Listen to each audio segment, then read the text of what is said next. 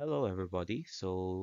We are here to discuss about the introduction to biodiversity, which is related to plants and animals. So, as a recap, last time we already done discussing through the body systems, which focuses more on humans. So, specifically, we already discussed the musculoskeletal system, which combines between the muscular and the skeletal system. We also discuss about the integumentary system, which more focuses on skin. We also tackle about the digestive system, which focuses more on to the digestive tract of our own body. Also, we discuss about the cardiovascular or cardiorespiratory system, which is more focusing on the circulatory and the respiration of the human being. And we have also discussed about the nervous system as well, which focuses on the central network of the body as well. So here, we will be more focusing on biodiversity in related to plants and animals. So we have here, and take note that Earth is the only planet, okay?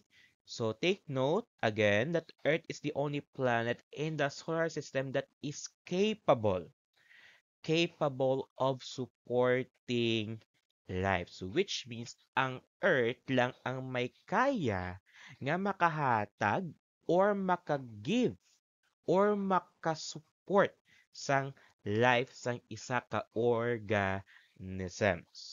Okay?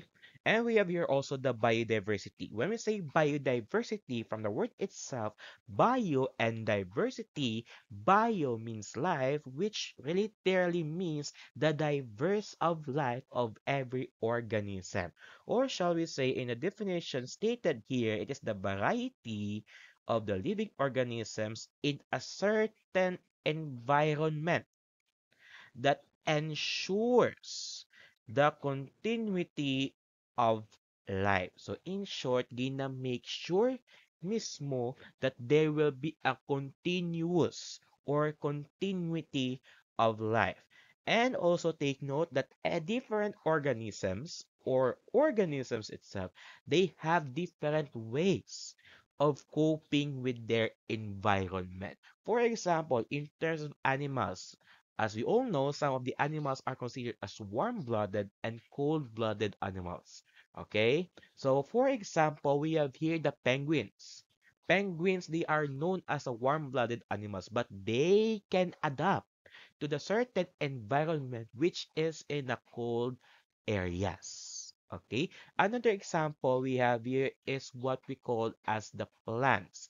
For example, the grasses. Grasses can survive in both cold and hot areas or places as well. So also in microorganisms, it refers to the bacteria, whereas bacteria can not live in a hot areas as well. So which means organisms that can be found or all living matter that can be found here in this world or in this earth, they have different ways to adapt and to survive in the specific environment.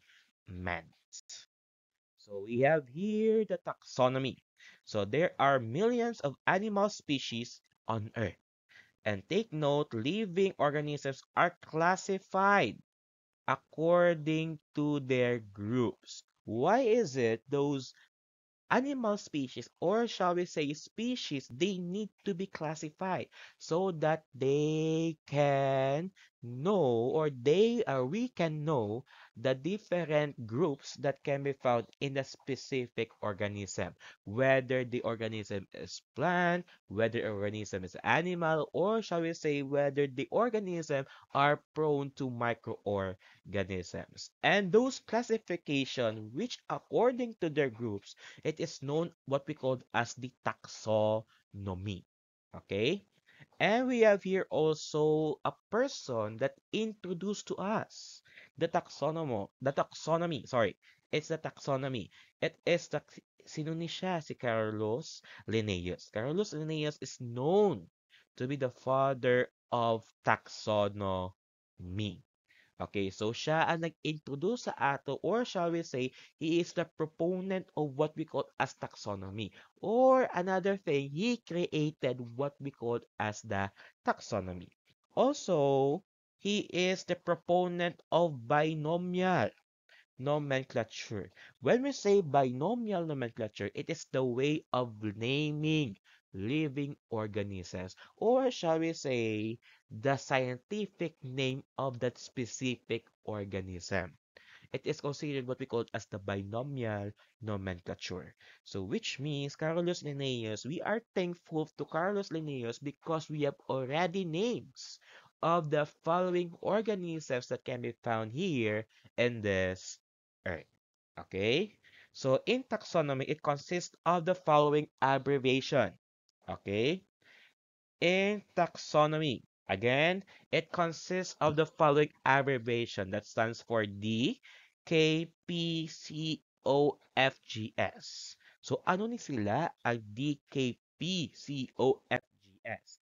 Take note, we have here D stands for domain, K stands for kingdom, P stands for phylum, C stands for class, O stands for order, F stands for family, G stands for genus, and S stands for species. So take note, we have here the hierarchy of the taxonomy from the most general until to the specific name of the following organisms. So we will take a look the common examples of taxonomy.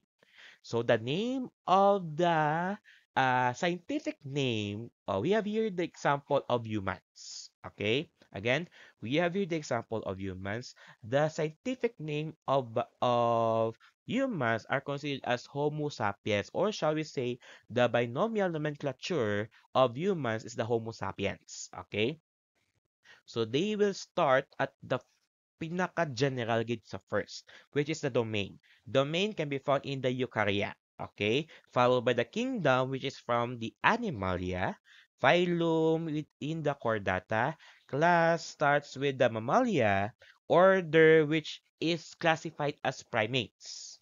Family Hominidae, and genus we have the Homo, and we have here the species which is the Homo sapiens. So take note, diin naghalin ang ngalan sang humans from the binomial nomenclature or the scientific name what we call as Homo sapiens. So in short, it is classified according to the order of the following species. Hasta nga mabalaan mo ang isa ka organism, what is the name of it?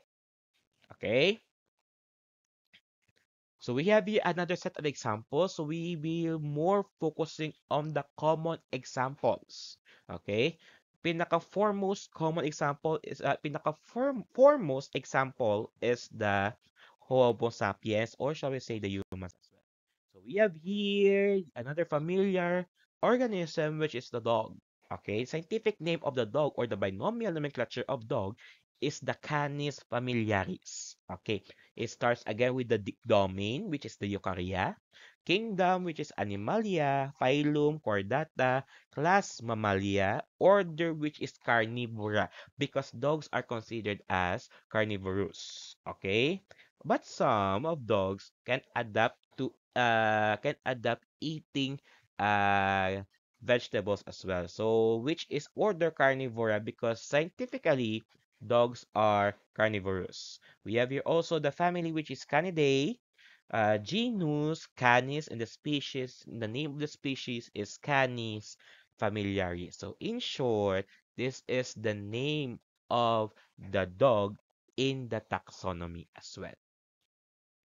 So we have here also another set of example which is in the part of plants naman ni siya. Yeah.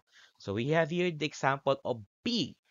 Pea, the scientific name of pea, it is the Pisum sativum. Okay, or shall we say the binomial nomenclature of P is the Pisum sativum.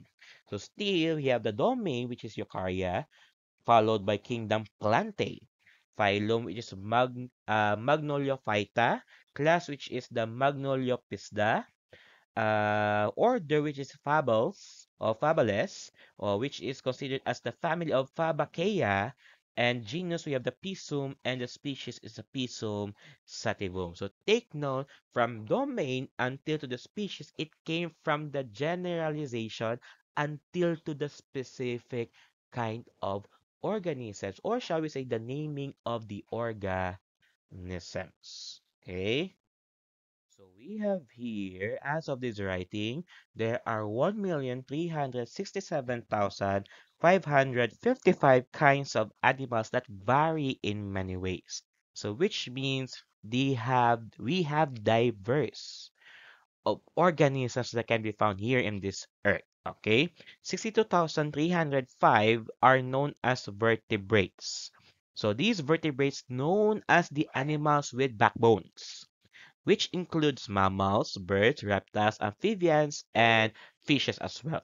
So we have here also 1,305,250 are known as invertebrates. So invertebrates, these are animals without backbones, which includes arthropods, mollusks, annelids, echinoderms, and we have here also the cnidarians as well.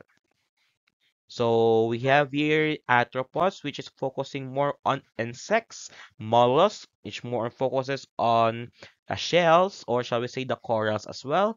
Annelids more focuses on the worms. Echinoderms, which is more focuses on the jellyfishes, and cnidarians are focusing more on starfishes. Okay. So we have here questions to answer in your notebooks as well. So answer in not less than 3 sentences, and you write your answers in your science notebook and take note, you need to copy and answer. So we have here 3 questions as well. So let me read to you the question. First, we have here, how does biodiversity help humans? Okay, paano ang biodiversity makabulig sa tao? Next, number 2, we have here, how is taxonomy related to biodiversity? Paano ang taxonomy related siya sa biodiversity? And last question, which is number 3, why is it important for scientists to study, or shall we say, for scientists to classify organisms? Nga importante sa mga scientists, not just scientists, but also sa tao to classify what we call as organisms. So please make time to answer this following questions, and we will check this one when we have face-to-face class now. Okay? So kindly answer these questions, and that will be for this topic regarding to the introduction of biodiversity of plants and animals, which is related to taxonomy. Okay, thank you.